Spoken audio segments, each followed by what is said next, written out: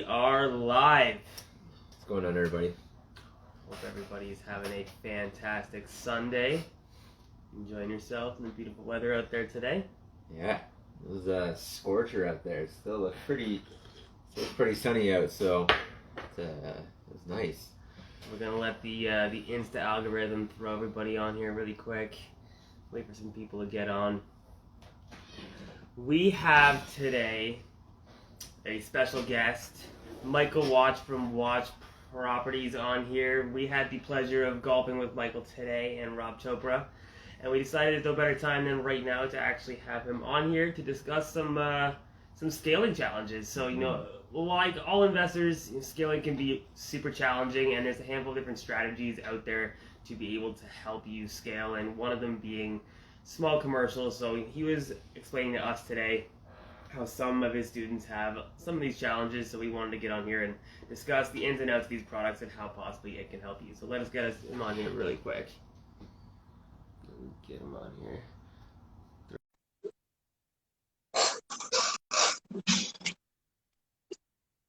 I think we're good. Hey guys. Hey, hi everybody. What's going on, man? Not much. Everything good. Long time no see. It's been a while. Hours. Yeah. A little nap in between. We're back at it. You got it.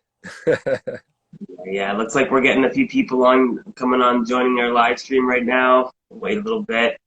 For our followers who are on here right now, why don't you just tell everybody a little bit about who you are, what you do. We can go from there. Sure thing. I'm an accountant by trade. I still have my full-time job. I'm just on a temporary leave right now that I requested, and it was approved. So I'm just focusing on real estate full-time for a couple of months right now. My wife still has her full-time job as well, and we're essentially BRRRR investors. We bought our first property about a decade ago, but have really gotten serious in the last, I'd say, 2.5 years of just acquiring some additional properties, mainly in the Niagara region, buying single-family homes, adding 1 or 2 legal suites, and and the end goal for me is to eventually leave that job, hopefully sooner than later. So I think the topic that you guys wanted to cover today is like perfectly timed for me and some of the next steps that I'm really interested in.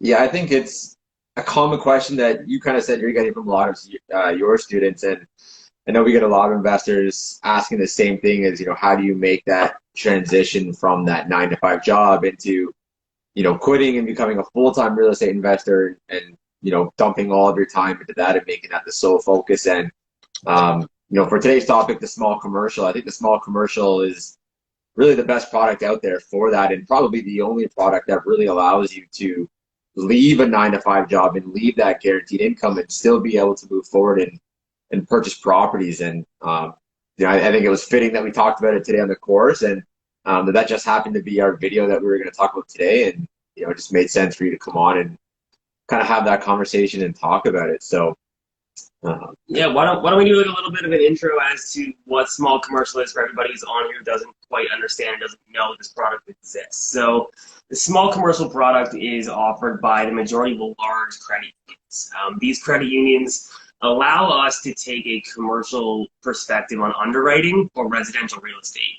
But for anybody who doesn't know, how you would qualify commercial real estate is you take a look at the total operating income of the property, you minus the expenses, and then they'll give you the net operating income, and then we find the total mortgage costs, and that versus the total NOI gives you a debt service coverage ratio. And that debt service coverage ratio essentially means how much money is that property creating compared to how much debt can it service. So most banks require the debt servicing ratio to be roughly around 1.2%, meaning for every dollar it costs in debt, the property needs to create at least 20 cents of revenue. And at that point, that asset is a self-sustaining asset, and the bank then says that asset can support itself, and they'll give you a loan.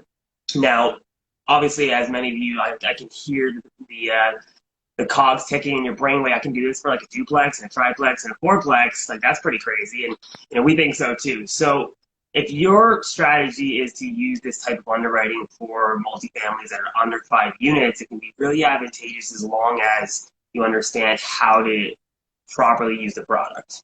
So that's what we want to get into today is, reverse engineering your deals, understanding the requirements that you're going to need to have to be able to use the product, and then, roughly where can you use the product, who can offer the product, and some of the costs associated with that product. Yeah, it's like Josh said, this isn't just, the word commercial can be a little bit deceiving to, I think, to a lot of people, and that's probably its limitation is a lot of the investors just assume that product can't be applied to the property they have. But like Josh said, it works on, 1 to 4 unit property as well too, not just 5 units and above. And we've seen a pretty large shift from investors who are now just coming over and getting things done with the small commercial product, a lot of cash flowing, especially on that BRRRR type takeout financing, where we can sit down, take a look at the spreadsheets and the numbers, and essentially just reverse engineer how much cash flow and how much revenue we need to make that property cash flow and get it done. And when you can sit down ahead of time of a BRRRR and say, okay, I need $2,700 a month, or I need $3,500 a month to make this property cash flow, you can kind of set the course for your renovations in total. Like, do I need some higher end finishes? Like, who am I kind of creating this BRRRR for, and who am I renovating this property for, and who do I need to be able to entice to come in and have that lease in there? If you need a higher end lease, then maybe you have some higher end finishes, and you need to kind of polish off the rental property a little bit better. Or if you're if the property has lower expenses and you don't need as high as a lease, well, maybe you don't need to spend as much on the property, and you can save a little bit of cash in your pocket. And you don't necessarily need to go on the 10 out of 10 on the finishes. Maybe you can do something a little bit more medium and put a little more money back in your pocket. So it's a super cool product. It's very flexible. 1 to 4 units, like Josh said, it can struggle a little bit on the single family just because you have to debt service a fair bit of expenses for some of these lenders. And on that single source of income, it can be a little bit tough. But once you get into that 2 and 3 unit property, it really starts to excel and it can do wonders. So, Michael, I know for you and a lot of your clients and for your students, the question is, how are they able to leave that 9 to 5 and transition in? The cool thing about the small commercial is that it no longer takes a look at the personal debt servicing. What this means is the first thing that the lender is going to take a look at is, does the property have enough cash flow to service the debt at that 1.2% ratio? And if it does, they're pretty much good to go in to lend on that property. They're going to take a look at the borrower themselves as a whole and the whole picture of the deal and see if it makes sense. Do you have maybe some sort of other passive income coming in? So this is going to be like a pretty key point for a lot of investors who have already been in the game and have stacked up that portfolio. If you have passive cash flow and you do a net operating income summary of your whole portfolio and you're making, $30, $40, $50, $60,000 a year, now that's going to look even better on paper. At least you have some additional passive income. We can put together that spreadsheet and show the lender, look, he may not have an actual 9 to 5 job, but here's his net operating income, and look at how much he's making passively after all of expenses.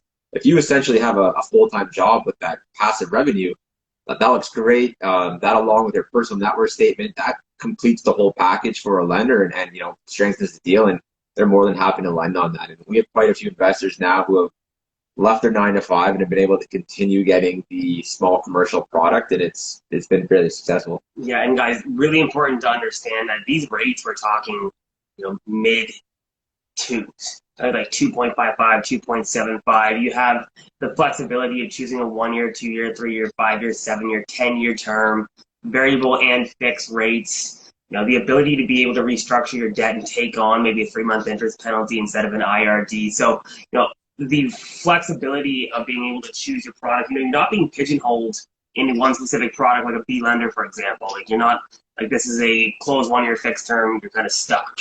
If the property services, you have essentially the world to be able to figure out exactly how you want to structure your portfolio moving forward, which, as we spoke about today, is phenomenal. This is like music to my ears, hearing that options out there, because most investors, we're just kind of assuming that there's A lenders. Maybe then when you kind of max up, maybe you get a couple of B lender mortgages, then you're looking at private, right? So it almost sounds like this is kind of filling a gap. And I think one of you guys mentioned the name is a little bit deceiving. When we see commercial, we automatically think like larger buildings, and away from residential, and there's only one and the other. So it's great to hear that there are other products and options that are coming on board. You mentioned that the rates are good. How's the loan to value? Is this 80% as well, or is it like 75% or different options? Yeah, most credit unions are at that 75% because it still is a commercial product. Um, on the commercial side, you are limited up to that 75%. And then on the amortization, it's a 25-year am again because it is a commercial product. They do limit it to a 25-year am, but the cool thing about it is that that cash flow is baked into the financing. They're not going to lend you money on the property unless it's actually making money. So, I think a lot of people kind of get thrown off on that 30 years. Some of them like it because it does reduce the payment, which is, completely understandable. And if you can, you're still in a position to get a AAA mortgage and you can grab that 30-year am, then, by all means, that's still a great option. But, if you're out of the realm of personal debt servicing and you're stuck at, B or looking at like what's next, is it private? Like you said, the small commercial option and the 25-year am, is still a great option. We do have one lender who is able to go up to 80% loan to value as long as the property's strong enough and it debt services, and they're pretty provincial. So, they'll go southern, eastern, western Ontario. They have branches pretty much all over. So, as long as the property has strong enough cash flow to come in and service the debt, they're able to go up to that 80% loan to value. And I've had quite a few deals that have successfully been done at 80%. Some of them were some pretty large BRRRRs out of London where we did a large private blanket mortgage at 80%. The guys were able to walk away after gutting all the properties and refinancing them out. And I think we did two properties at 80%. One was at like 78%. And then the other one just was a little weaker on the cash flow, but I think it was still around like 70%. And, all in all, they ended up walking away with close to like $1 million on the equity takeout. So it was a huge success. It was done with a small commercial product. They had a 3-year variable at like 2.85%. So, gives them the flexibility to be able to break that mortgage in a few years if they want and still keep a pretty competitive rate. So it has such a, strong attraction to it, from at least from my standpoint and being able to keep it flexible and keep it competitive. The biggest issue, well, not issue, but the biggest disadvantage, I guess, with going with these Schedule II, these B lenders, is that they aren't as flexible on their terms and rates. But most of the time, you're in a 1-year fixed, which, isn't the end of the world. But when you're stuck trying to like renew every single year, and you don't necessarily know what that rate is going to be at the end of the year, it kind of questions like what's your cash flow going to be every year if every year you get a small incremental raise in your interest. The rate isn't as competitive. 1-year B rate is 3.24%. But there are some advantages of the B lender. They're super strong. If you're looking for like maybe a business for self loan, and maybe you're looking to get into a property that isn't quite debt servicing. So I mean, there's still some usage there, but in terms of ultimate takeout type financing on a completed project, the small commercial is really the best product right now, in my opinion. Yeah, something to keep in mind if we start to create a relationship with one of these banks, and if we bring a handful of your properties and they're operating at a very high level, like over the minimum of what they would require, you can actually use the surplus cash or surplus cash flow that's coming in on these properties to help with your other purchases. So say you're looking to purchase a property that isn't performing to the minimum requirements of the bank, but you have 4 properties with the bank, and you have surplus cash flow in all those properties, and they can see that. You can actually use the surplus in the other properties to help qualify for more loan on the other properties. So you start looking at portfolio lending in general. This is the next step, or the evolution in an investor's life. Like once you get to the point where banks don't want to touch you, and as an accountant, you understand from a tax advantage standpoint, does it make sense to claim an extra $100,000? Like if you're making all this money internally from your from your rental properties, at what point doesn't it make sense to claim this money on your taxes anymore, because you're just paying it out, and at the end of the day you're trying to get ahead. So how do you do that? And this is a way to be able to maybe stay tax advantaged, make your write-off, speak to your accountant, and then continue as scaling up.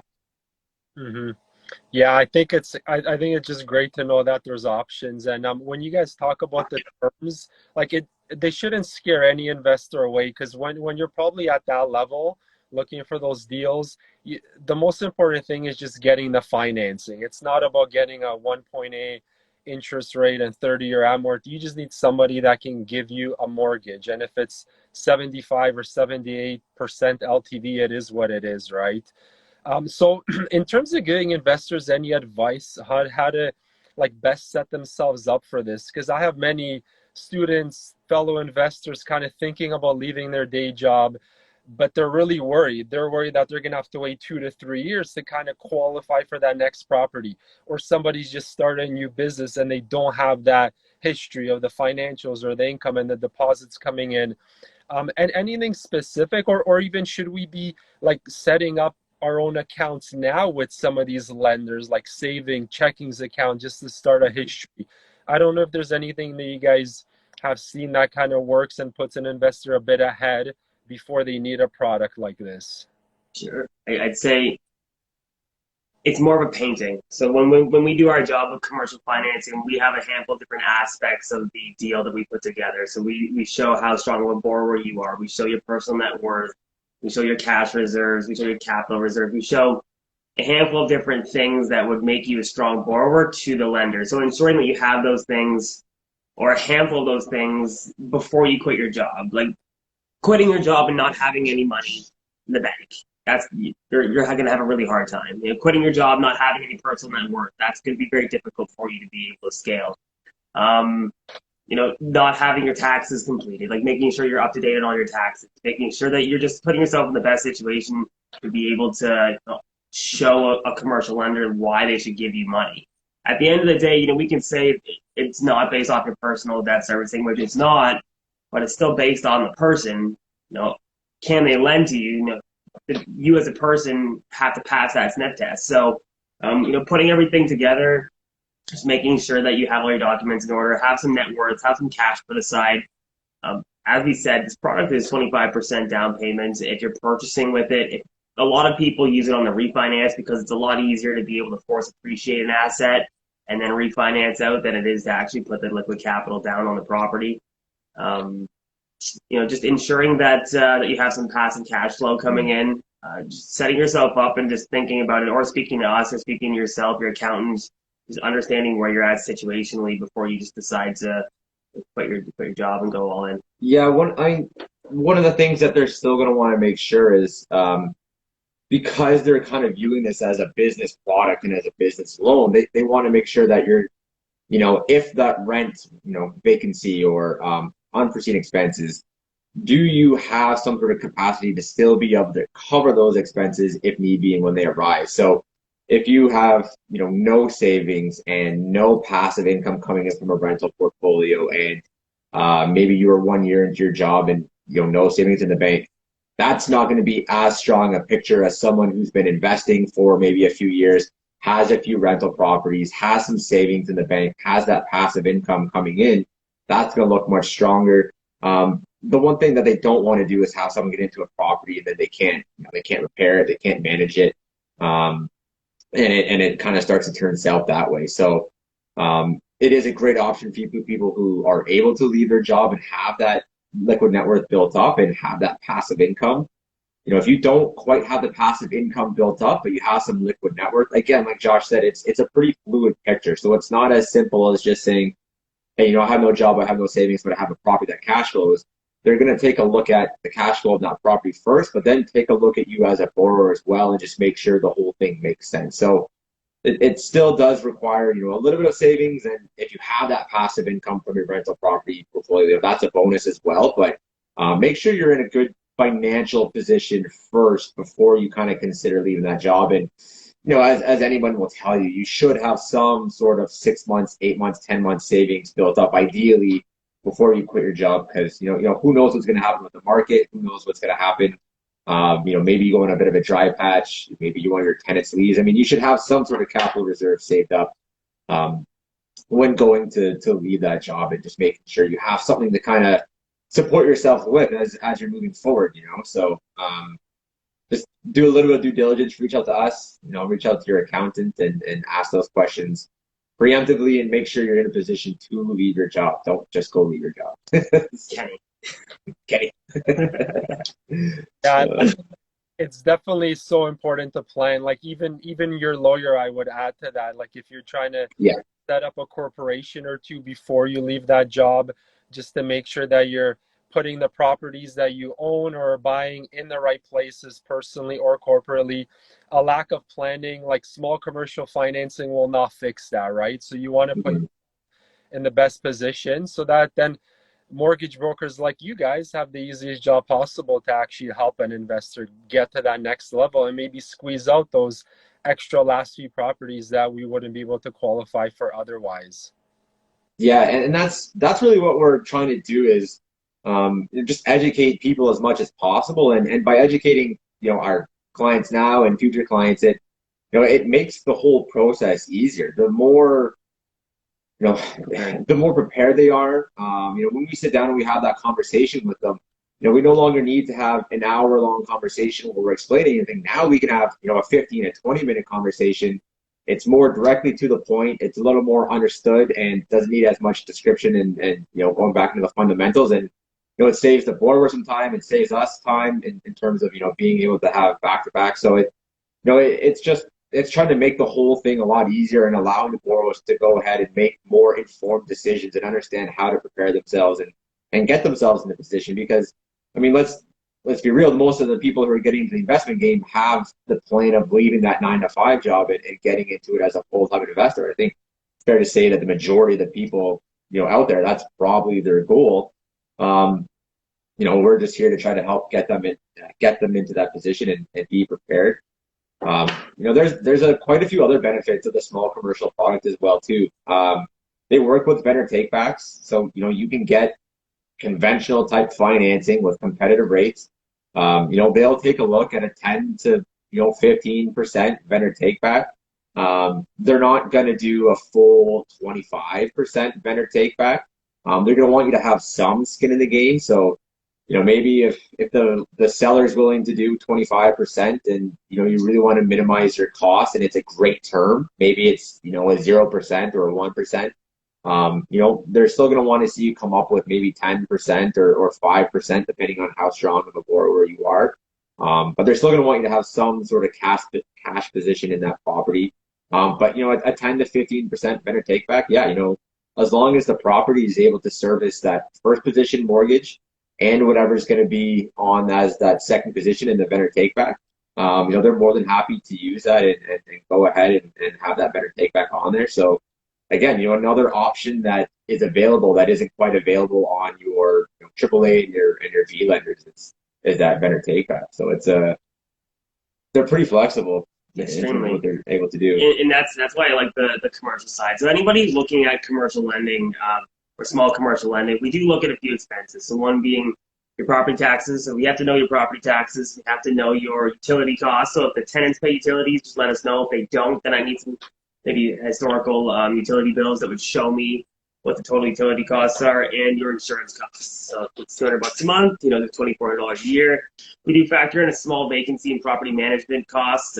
There are a few different lenders who underwrite this program a little differently depending on the geographical location. So not all lenders lend, not all these lenders lend everywhere in Ontario. Some of them lend nationally, but not all of them. So each credit union has its advantages and disadvantages, and just understanding what works best for you and your products is what's going to set you up for success. Yeah, another cool thing is student rentals too. How many investors out there have troubles trying to put together leases or taking the student rentals to the bank, and you got 5 or 6 people on a lease and, it instantly looks like a student rental. We have lenders out there who are specifically lending on student rentals and by the bed. So you're no longer trying to, hopefully not hide tenants on one lease or on 2 leases. Now, if you got 8 beds, perfect. Have 8 leases, show us that, and we can take that to the lender and they'll specifically take a look at the rent by bed. So, another option to even take advantage a little bit more on your student rentals too, and maybe gain a little bit of extra revenue by charging individually and not just on maybe per floor or per lease.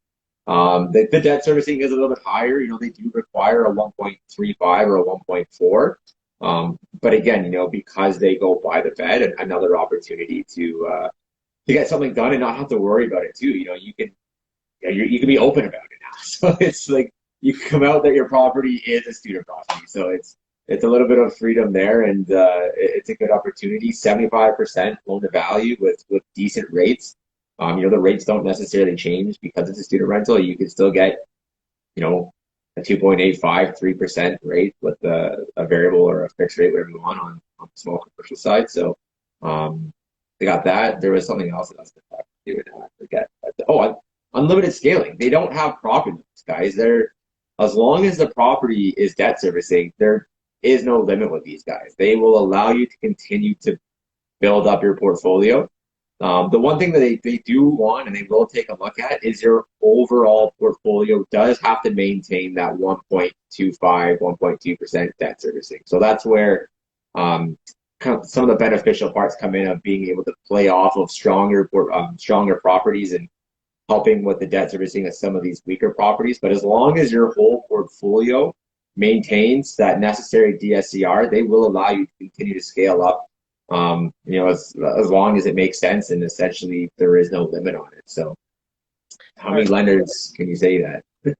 Are you seeing that the investors, when they're buying properties and hoping to get into small commercial, that they're buying using private funds on the front end and then refinancing into small commercial? Or are they able to meet that 1.2 DCR up front and be in the small commercial right from the get-go and then refi with them as well? Usually, I'd say 9 out of 10 times, people are using it as a takeout financing on a BRRRR. Okay. Because currently you can't raise rents, it's very difficult to be able to buy a property that's operating at that level at the moment. So if you were to purchase a property, this would be great, like a great benchmark to assess how much rent you should have in each unit. And then once you do your BRRRR and figure out how much rent you need, you can then set your rents based off of the minimum debt servicing required, and then we're just able to go to a bank and say, here's the rent that we have, here's the renovations that we did. We're very strategic, and we've done this a bunch of times. We're very strategic about how we package our deals up. We don't just say, here's so and so, give them this. Like, we have proof that we show. So if you guys are doing a BRRRR, I need before photos. I need after photos. I need a list of your renovations. I need your budget. I need your expenses. If you can prove to a lender why this asset force appreciated so fast, so quickly, and I can show them that you guys have leases in place to be able to service the debt on this new house, not only does the bank have a brand new property that's fully tenanted and operating at a great level, you're going to be able to actually get your takeout financing. And anybody who's trying to do large takeout financing with a bank, they understand that it's not always the easiest thing in the world when you're asking for a large amount of money, because the bank starts asking questions like, "What is this for?" Like things start to you might have to direct funds. So these banks are a little bit more forgiving when it comes to being able to give you equity takeout as well. So if you did have a large renovation and you wanted to pull that out, stay prepared, man. Stay organized, stay prepared. Keep all your stuff together, and then when we ask you for it, you're just going to have it ready. And the more that we can show and reflect that you guys are professionals and you've done what you can do, we can package up your deal professionally and give it to the bank, and it just streamlines the process. Amazing. I've actually talked to 2 investors in the last 2 weeks that don't have full-time jobs anymore. They have a decent portfolio already, and they've done BRRRRs since being retired, since being at a job, and they're kind of weighing their options. Now they have this awesome property, it has strong rents, and they're really thinking about, okay, I can either sell this property because I can't qualify on the A side on it, like on the back end, on the refi. I can either put a joint venture partner on it, but then I'm losing half of the equity going forward. Or I think this is a product that I'm going to suggest to them because it kind of might work, right? They have fully renovated buildings. The rents are strong. Even at the ARV that they're looking for, I think that would be something that could work. So I love this option. It's I think it could open up a lot of great, like, different kind of viewpoints for a lot of investors that feel like they're stuck. Yeah, I had that same conversation with an investor last week, I think it was, where he'd been using a lot of joint ventures to help qualify at Scotia and keep the rates in. And it's great when you get a 2% rental rate and a 30-year AM, but when you're giving up 10, 15, 20% or maybe even more of that equity position, how much is that rate really worth it when you could go maybe a point higher, like 3% at most, and be able to keep 100% of that equity takeout. So really the options are kind of limitless in terms of how you can apply this and what the benefits are going to be. Yeah, not only is it a great product, like it's setting your portfolio up for success in the long run too. If you're able to buy properties that are operating at this level, or you're able to create properties that operate at this level, you're going to be able to have a self-sustaining portfolio instead of cutting it close. Like Aaron and I, we talk about this all the time about the short term and long term and what's about to happen in the market. I do believe that rates will go up. Q4 2022, the Bank of Canada is going to raise interest rates and prime rate will increase. Everybody's on a variable term. Your rate's about to go up. And if you're riding the line on cash flow, it's about to get really dicey. So, understanding that if you have a portfolio that's operating at a decent level, it's already baked into your numbers. Your portfolio will withstand an interest rate hike. Even if you want to stay variable and take on the flexibility, this allows you to have a tried and tested portfolio and allows you to be able to scale and do it properly. Sounds great, guys.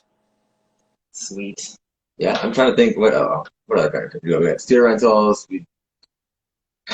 Corporations. Yeah, they're easy. They can do in personal names. They can do in corporations. I mean, if you're if you're investing in multi-unit or I guess even single families, most of the time, I think a lot of people have switched to start purchasing in that corporation name anyways. And, they're totally fine with that. They don't necessarily need that corporation to be open for any significant period of time. If you open it, I've had clients who've opened it in the middle of closing the transaction. So, they're pretty good with that. I guess the one thing I want you to know is they do, year-end reviews. So because it is business and a commercial loan, they want to make sure the accounts are operating properly. So they do ask for notice to readers at the end of the year. So there is a small little bit of extra due diligence that the borrowers will have to do, and just make sure that they have those available to be able to show to the lender. It's, from what I've talked to some of the lenders, most of the time they do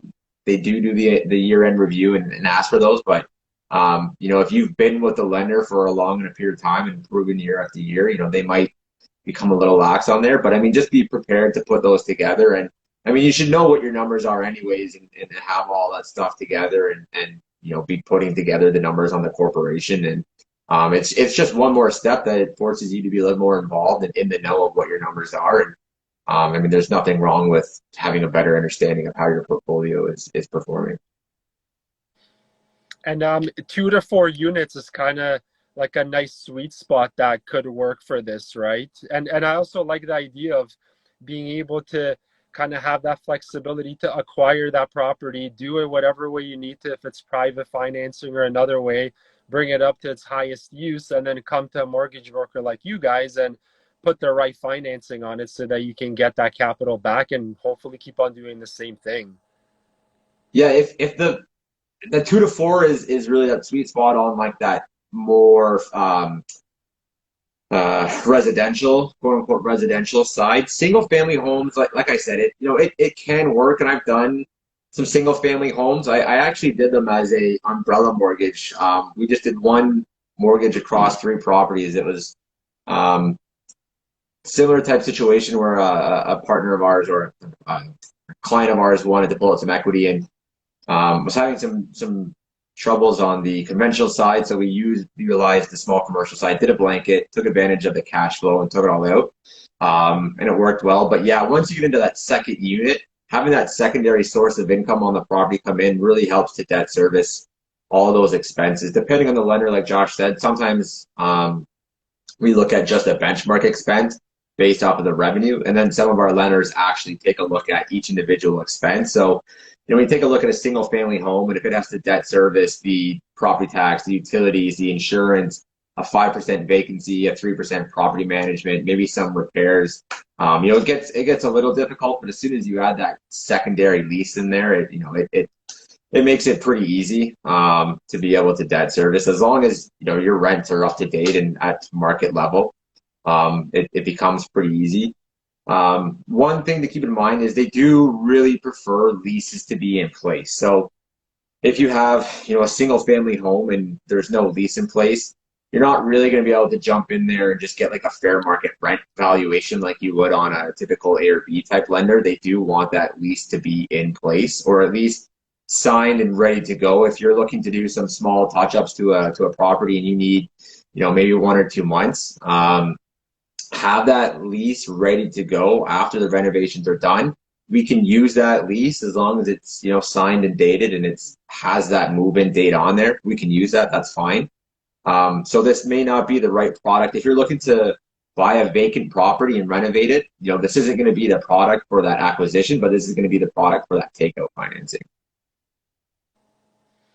Perfect. It's like a breath of fresh air. I feel like there's no cliff after 4 or 5 properties and leaving that full-time job. You can keep on buying. Yep. Our job is to find solutions for our clients, and I think this is we've been searching real hard trying to find the best solution. And quite honestly, the mix between being able to use commercial underwriting with residential real estate and creating strong buyers or strong borrowers allows us to be able to effectively help people scale. And it is a breath of fresh air. A lot of people are very concerned about not being able to purchase other properties. And if a broker ever tells you, or a coach ever tells you, somebody ever tells you that you can't buy another property, they're wrong.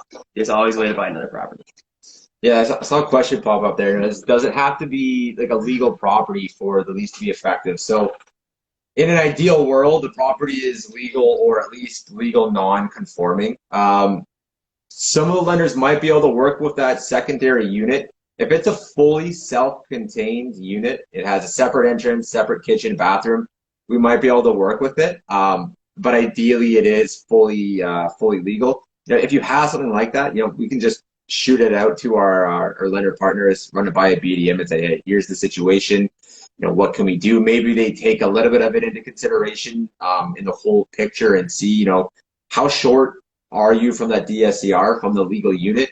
If you're 0.01 away from, being at that 1.2, maybe you're at 1.19, I'm sure they're going to be able to take that into consideration. If you're debt servicing at 1 and you need to be at 1.2 and that secondary unit is there, and that's the difference, they may be a little bit more reluctant, but it's really going to depend on the whole picture. Like we said, it's that small commercial and the commercial side, it's a lot more fluid than what your traditional AAA and B lenders are, where there's some pretty stringent underwriting procedures and you either meet those or you don't. On the small commercial side, it does come into more of what's the whole picture look like. And again, being able to utilize your portfolio, if you have a couple properties that are debt servicing at 1.3, 1.4, and you have a property that comes in and it's at 1, well, if you have an extra 20 points of debt servicing, now you're at 1.2 for the whole portfolio, and we can probably make that work. So it is flexible. Something to keep in mind too is a lot of people don't realize this is not all of these banks require you to stress tests on small commercial loans. So people who are trying to who can't pass the stress test because they're personal debt servicing, some of these banks do stress tests their 1 to 4 units, but some of these banks don't make you stress test. So they're qualifying at contract rate based off of the actual revenue of the property itself, which is extremely aggressive. So the actual revenue is the revenue, and we're not qualifying at 5.25. We're qualifying at 2.75, which is phenomenal and definitely makes a difference when you're trying to get to that 75% LTV. Good point. Yeah. Yeah, my main takeaway is there is life and the ability to buy deals after you quit that job, or if you just start a new business and you don't have all that history, or even if your kind of situation isn't perfect, you can make it work as long as you have some of the pieces in place and you're organized and you're working with the right people that can link you up with these lenders. So I think that's great. Yeah, 100%, man. We really appreciate you jumping on here. It was phenomenal getting out golfing today with you and Rob. We'll definitely get out again soon. For anybody who's on here right now, we really appreciate you taking a time out of your Sunday to absorb the information we're giving you. If you have any questions, feel free to reach out to Aaron or myself.